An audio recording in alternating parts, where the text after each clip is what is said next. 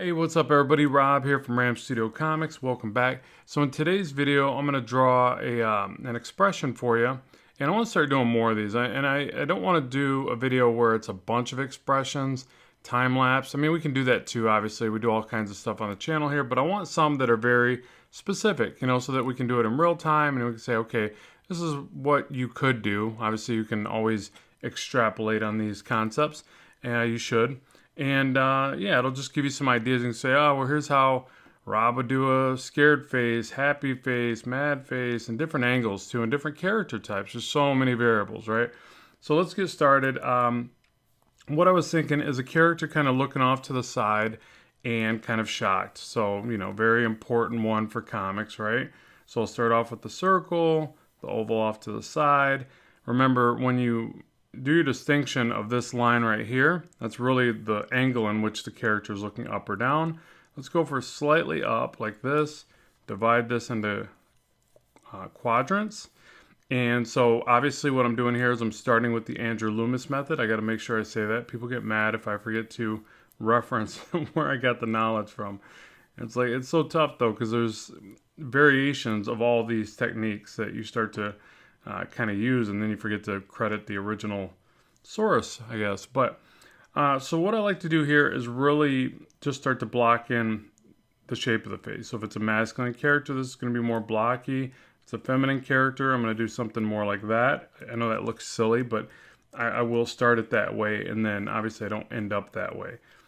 For the squared off character, I might, especially if if I'm going for like a really chiseled, tough guy type character, then I'm going to use a lot more of these angles and chiseled features.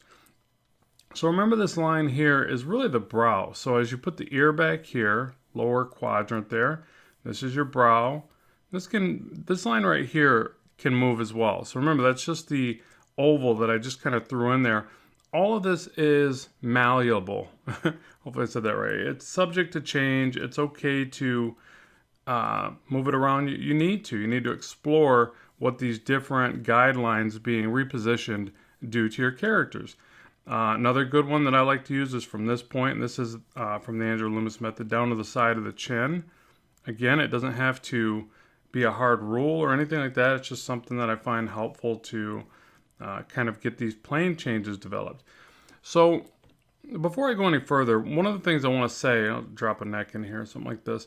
So one of the things I want to say about expressions is try to always think as simplistic as possible. So even though I've done this basic build-up to what I'm getting ready to draw, this is just my foundation, something to give me a bit of structure. Like if you go to build a house, you don't just start throwing up walls, right?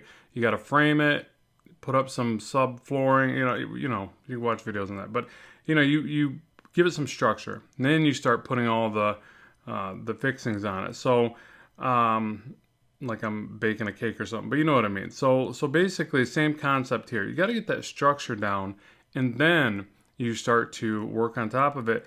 And what happens for some of us, some people can work without any of that and do amazing work regardless. And some of us, like myself, need more of this. Okay, so just be aware of that. It's not a bad thing. It's just something that you do to give yourself a bit of an aid. And what I find that always helps with this is you're going to get more consistency to your characters from panel to panel, and that's really important. And now if you don't struggle with that, then you need less of this, and that's fine as well. I'm happy for you. I'm actually a little jealous. Okay, so now the other thing about expressions is expressions can be as simple as this. Like I can throw in a quick nose. Okay, noses generally aren't too expressive, but they have some. Wide open eyes, for instance. Little dot in the middle, eyebrows back, mouth open, some teeth, a tongue, right? That can be an expression, right?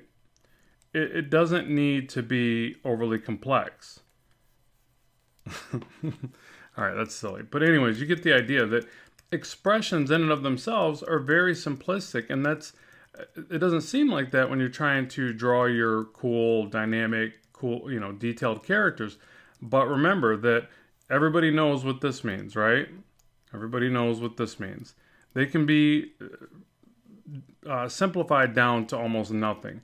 And that's kind of how you want to think even when you go here, because if not, you'll lose some of that expressiveness. One of the things that I like to keep in mind and even practice, and I did this for years, was caricatures. And I still think that any artist that is trying to get better at comics should often draw caricatures because it allows you to simplify and understand that at the heart of it, it's more gestural and energetic than anything. Okay, so now back to the character design. I'm going to throw in a basic kind of plane change for the nose. It doesn't mean that this is how the nose has to be, but a line out, line back, connecting to somewhere around the center of the face, angle back here for the nostril, and then a kind of a rough concept of a plane change. I don't really like that shape, but it gives me, again, a foundation to kind of work from. And then I want this to be an open mouth pose, so I'm going to bring the line down here. So remember, you get this little horseshoe-like shape there, if you're going for a little more realistic depiction. And then the mouth opens. So just like kind of this shocked expression. Now, I'm kind of jumping the gun and I'm adding this little bump for the lip and the way that it kind of blocks the other side of the lip. You don't have to do that. Again, in terms of thinking overly simplistic, which is never a bad thing, especially when you're trying to get better, you can really do something like this. Okay?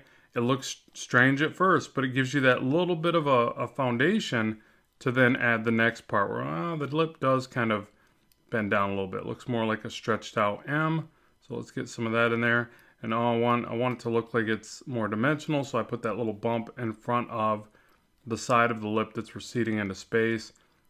On and on and on. Sometimes you can define the top lip. I don't do that as much on male characters. I feel like it makes them look more feminine sometimes, so you got to be easy with that. Like, not a lot. I mean, you just have to. I try not to trace it like this. Then it tends to look like female lips, especially if you don't want big line like that. That's pretty ugly. But just make sure you use some line weight and kind of hint to it. You can always erase back as well. Bottom lip, just like that. Figure out how much of the teeth you're going to see. If you're looking up at the character, you're probably going to see a little bit more of the top teeth and just a little bit of the bottom teeth, something like that. Bottom lip might go in front of the ridge of the bottom teeth. You just got to play around with that.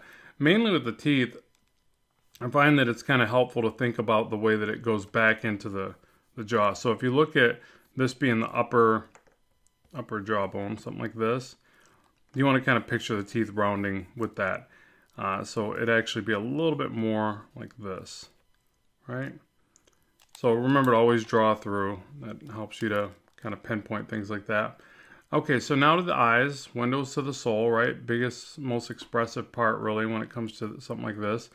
And you think I would have started there, but I like to get all this mapped out first. I've changed a bit over the years. I used to always start with the eyes, but I always find when I do that, I find this stuff harder to place and proportionalize to the face. So you can kind of go back like this and find placement of the eyes. You have to guess a little bit over here because this side of the nose is hidden. Something like that. Maybe even tuck it in a little more. Something like this. One of the things I notice with the eye placement is if I start drawing the eye right here, it looks strange. Okay, so let me show you what I mean here. Okay, like that just feels off. Now, I went from the side of the nostril, I went up and I found the beginning of the eye. The reason why I think that's not exactly the right way to do it, at least for my own style, and this could vary based upon your own, you have to start with the, tear duct, I believe. So you start there, and that thing can sometimes be pretty, have some distance there, a little bit anyways. So I feel like it's better to start the eye back a little bit further. Remember, you can start with circles here if you want. Probably not a bad idea.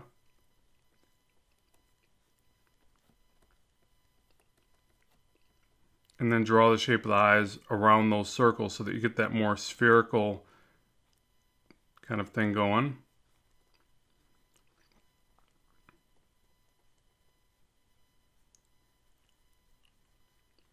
And this is about where I need to flip my artwork because I always make crooked eyes. It's like my calling card. Okay, and cheekbone, we'll bring that out, maybe not that far.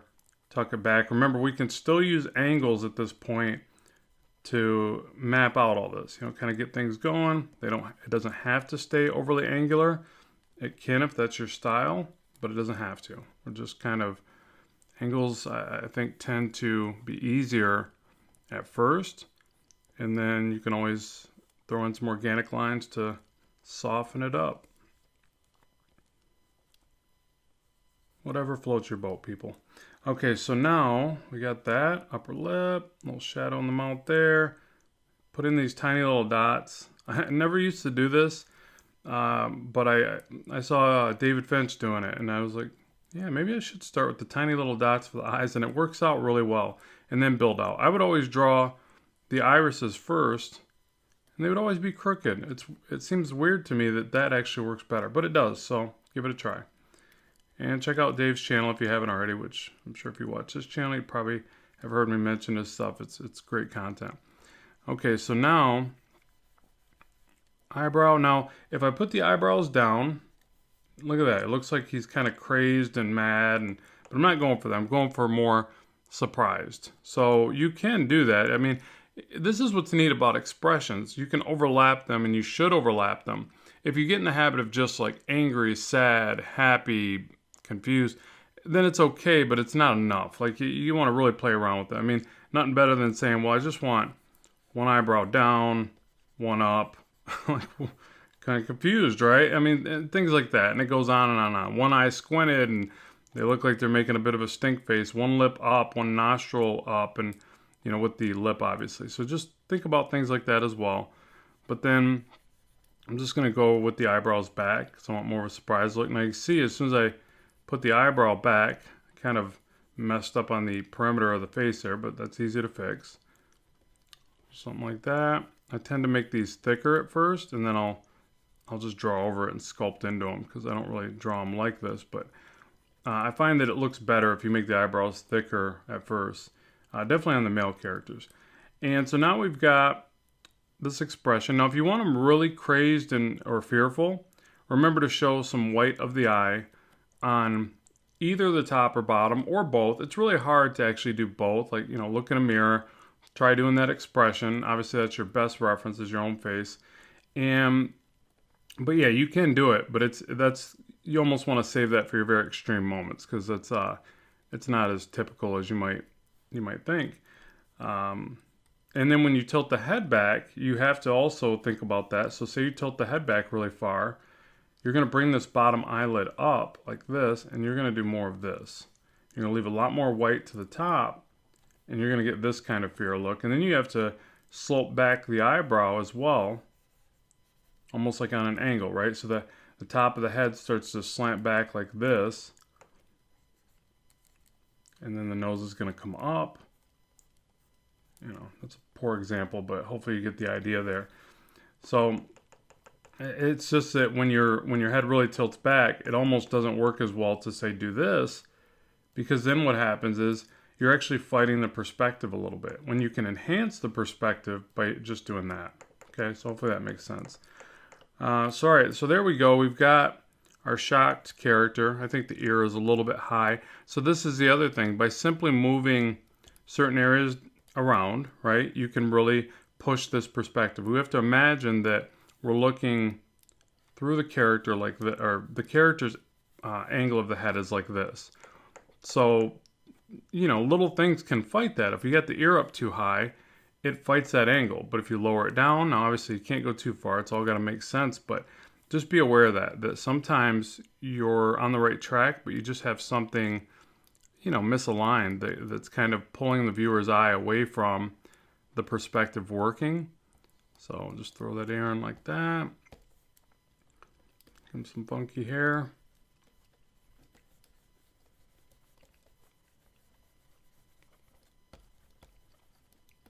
I don't feel like drawing hair today, so I'm just going to give him a mohawk. And with hair, I just scribble it first, kind of get some of the flow going. You guys know, I got videos on hair. We'll give him an earring. Kind of looks like a crazy biker dude or something. I don't know. No offense to the crazy biker dudes that don't look like this. Like, that's not what I look like. And I'm a crazy biker. How dare you? Okay, so a little bit of a goatee, and just like that. So we've got, and then you just start, again, the fixings, right? The trimmings, or I don't know what word I'm looking for there. But basically you start adding the details and the minutia, and, is the guy wrinkly? Has he had a stressful life? What's he look like? And you add some of that stuff in there.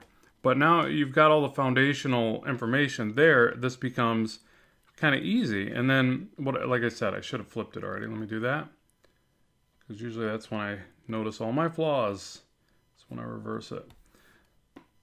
Yeah, there's a few there, but it's whatever. I can salvage it. It's not a big deal. But now at this point, I would just, figure out what the character's wearing, where I want my shadows. So let me do this. Now I will kick it into time lapse because this is what I wanted to show you. That the expression is essentially very basic and very simplified. And then once you get all that in there, now it's just refinement. So what I like to do here is just take this over to here. Actually, I think I'm going to put it back the other way. Yeah, I like that better. Okay, and then I'm going to bring that over to here, make a copy, and soft erase it down. And I'll just show you how I would clean this up. So let's do this. Let's kick it into time lapse and see what we can make of this foundational work that we have here and move forward. So with that, let's move on. Okay, so now at this stage we can really loosen up and just refine it a bit. This is sped up about 3 times, and so all the heavy lifting is done, or at least that's the way I tend to think of it. Like all the structure's in place, all the angles that I need, but now I can really explore some different shapes. Doesn't mean I'm going to not use any angles, because I kind of like that stylized feeling to the work regardless. Again, like I mentioned earlier, especially for male characters, I feel like it gives them a little bit more of a sense of rigidness, and I like that just overly stylized effect that it kind of gives. But I can mix in some organic shapes. I can change some shapes.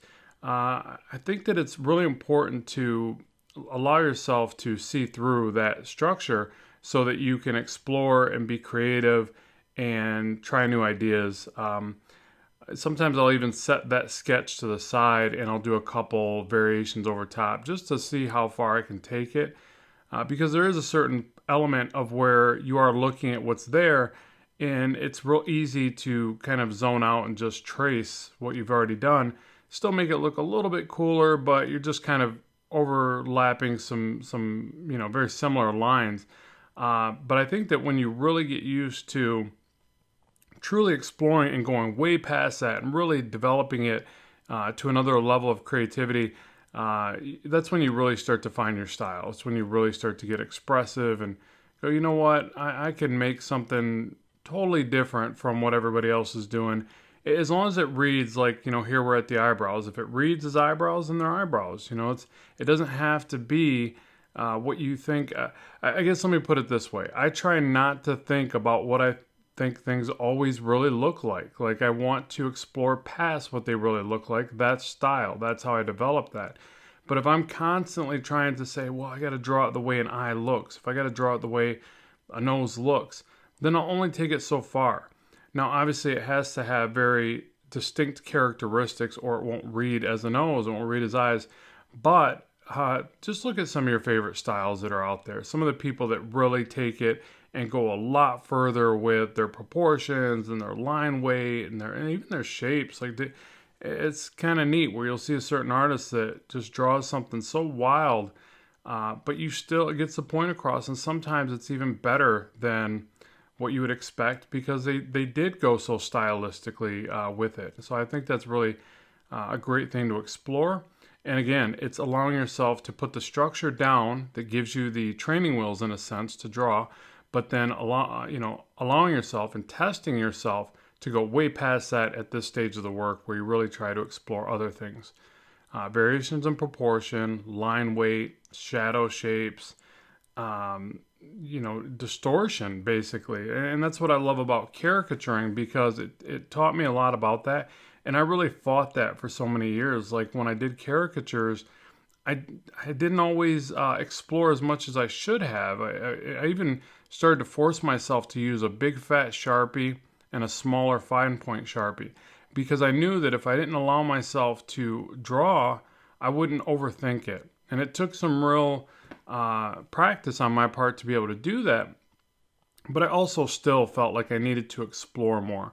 Again, you can just get so much expressiveness out of things like that, and caricaturing will teach you about distortion and exaggeration.